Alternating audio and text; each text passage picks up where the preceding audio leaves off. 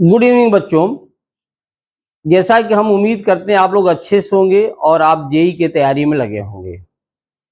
तो हाँ निको, ये बताइए, आपने अपने दोस्तों से संपर्क करके ये पता लगाया होगा, उन लोगों ने बताया होगा कि जेई एडवांस के किस क्वेश्चन में, किस ईयर के किस क्वेश्चन को प्रॉब्लम आ रही है।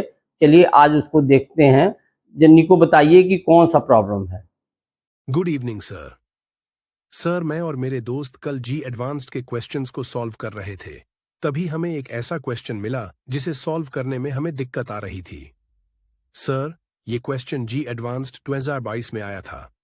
सर, आज आप यही क्वेश्चन करवा दीजिए। आपके स्क्रीन के सामने जेई एडवांस 2022 का क्वेश्चन है। इसमें क्या कहता है, a solid sphere of mass 1 kg and radius 1 metre rolls without slipping. अगर विदाउट स्लिपिंग रोल्स का मतलब क्या है, इधर एक फ्रिक्शनल फोर्स लग रहा है। क्या लग रहा है? इधर एक फ्रिक्शनल फोर्स लग रहा है। ठीक है, फिर कहता है with an angle of inclination theta कितना बोलता है, कह रहा है थीटा इज 30 डिग्री। हम इसको अभी 30 डिग्री लिख देते हैं, बार बार थीटा करने की जरूरत क्या है।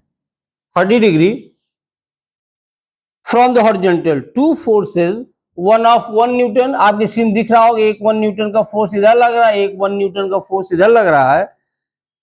Parallel to the incline act on the sphere both at the distance R. कितना दिया है? रेडियस पूरा दिया हुआ है आपका 1 मीटर, इसको बोलता है स्मॉल आर। स्मॉल आर कहता 0.5 मीटर। ठीक,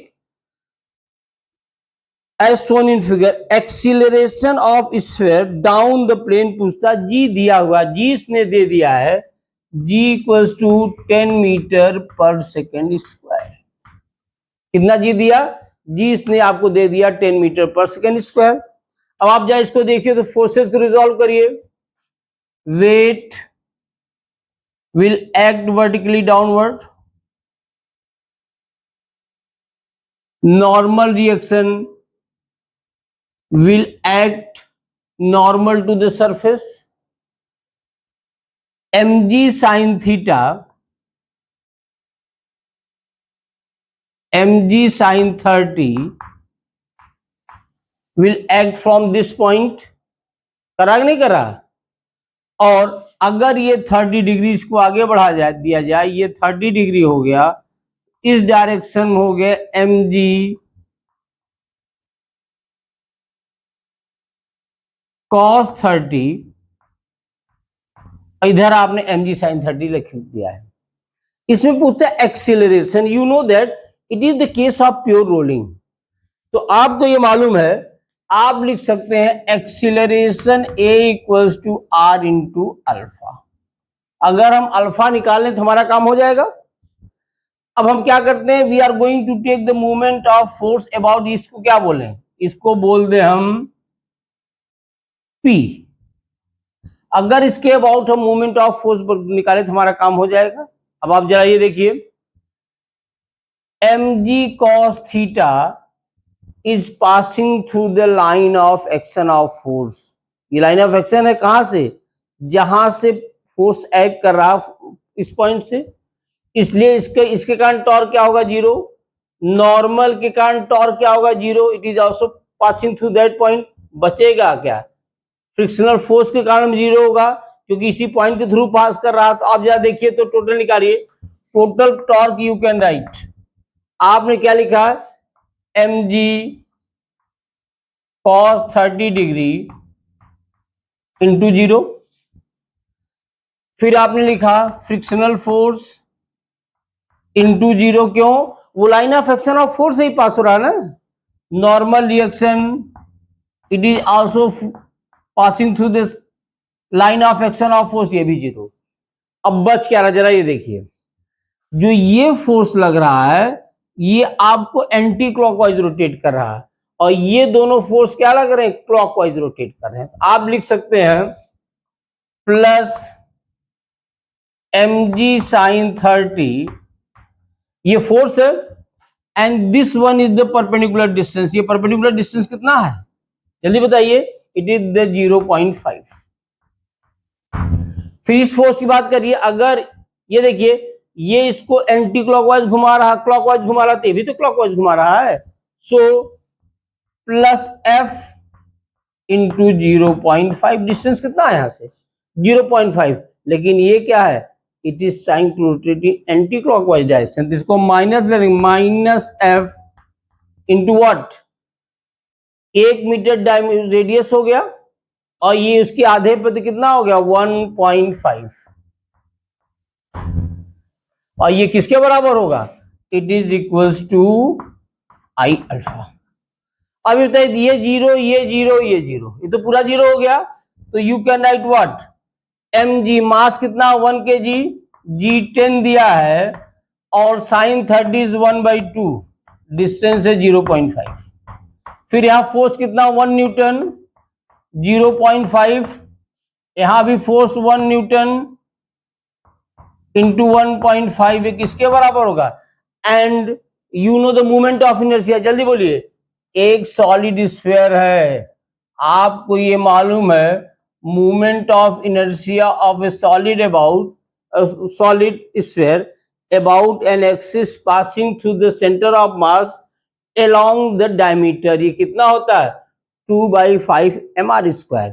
और हम किसके अबाउट ले रहे हैं, हमारा किसके, ये है, ये पॉइंट है कि नहीं, तो कितना होता है, आप कौन सा थ्योरम लगाएंगे, थ्योरम ऑफ पैरेलल एक्सिस। जरा हम कहीं बता दें क्या आपको, अच्छा इधर हम बता देते हैं, ध्यान दीजिए, I equals to ICM plus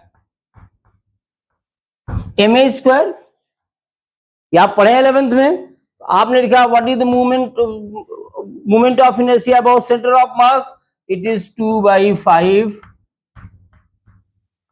mr² plus m, a is the parallel distance between the two axes, तो a क्या होता है, उन दोनों के बीच का एक्सिस, ये कितना है, जल्दी बोलिए, ये दिया हुआ ना, आपने इसको r लिखा है, तो ये क्या हो जाएगा mr², so it comes out to be 7/5 mr²। बोलिए आपने क्या लिखा, I आपने लिखा 7/5 mr² भी एक स्टेप और लिख देते हैं इंटू अल्फा, जरा ध्यान दीजिएगा। अब यहां क्या बचा, ये हो गया 5, 2 5 या 10, मास 1 था, हुआ कि नहीं हुआ, कितना हो गया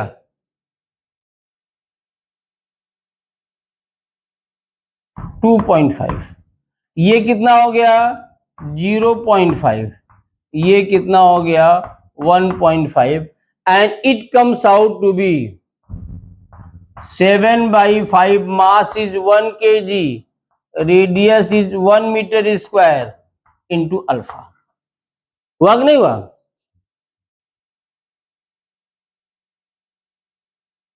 इससे आपका अल्फा कितना आ गया, अल्फा आ गया 20/7, तो कितना आ जाएगा 7 2 जा,